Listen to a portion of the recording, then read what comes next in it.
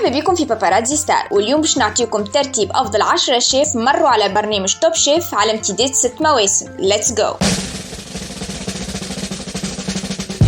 المرتبة العاشرة الشيف أسامة القصاب. رغم عدم نهاية الموسم بعد، لكن أسبوع وراء أسبوع الشيف أسامة قاعد يقدم في أطباق تبين مستواه العالي وإنه على قد التحدي اللي هو فيه. حظ موفق للشيف أسامة. المرتبة التاسعة الشيف فيصل. رغم عدم وصوله للنهائيات إلا إنه الشيف فيصل قدم أطباق مغربية بنظرة عصرية خليته يكون واحد من أفضل الشيف المغاربة اللي شاركوا في برنامج توب شيف على امتداد 6 مواسم. المرتبة الثامنة الشيف جورج. رغم صغر سنه وقت اشتراكه في برنامج توب شيف، استطاع الشيف جورج يثبت نفسه بين 15 شيف وقدم عدة أطباق ناجحة نالت إعجاب الحكام. المرتبة السابعة الشيف تالا. إذا قلت أكل بحري أكيد ستتذكر الشيف تالا. كانت الأفضل في طبخ المأكولات البحرية، واستطاعت بفضل موهبتها أن تحجز مكانها في المثلث الذهبي من برنامج توب شيف الموسم الرابع. المرتبة السادسة الشيف نبيل بقوس. بفضل جذوره المغاربية وعيشه في إيطاليا، استطاع الشيف نبيل أن يقدم أطباق تمزج كل هذه الثقافات وتظل عالقة في عقول لجنة التحكيم. المرتبة الخامسة الشيف ذاكر البجاوي. قدم الشيف ذاكر الأكل التونسي بطريقة عصرية وربح عدة تحديات وامتيازات ووصل للربع النهائيات، واليوم النجم نقولوا اللي الشيف ذاكر هو واحد من أفضل الشيف التوانسة اللي شاركوا في برنامج توب شيف.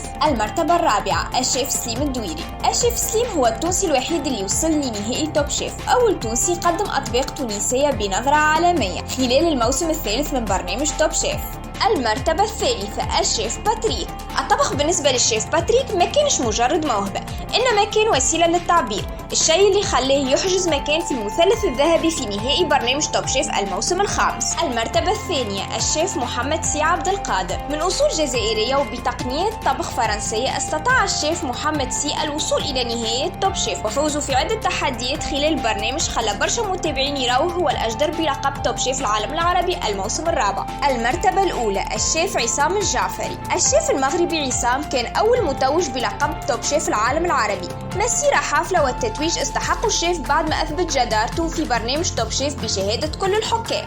باش تعرفوا كل جديد وأكثر أخبار خليكم تابعينا على باباراتزي ستار.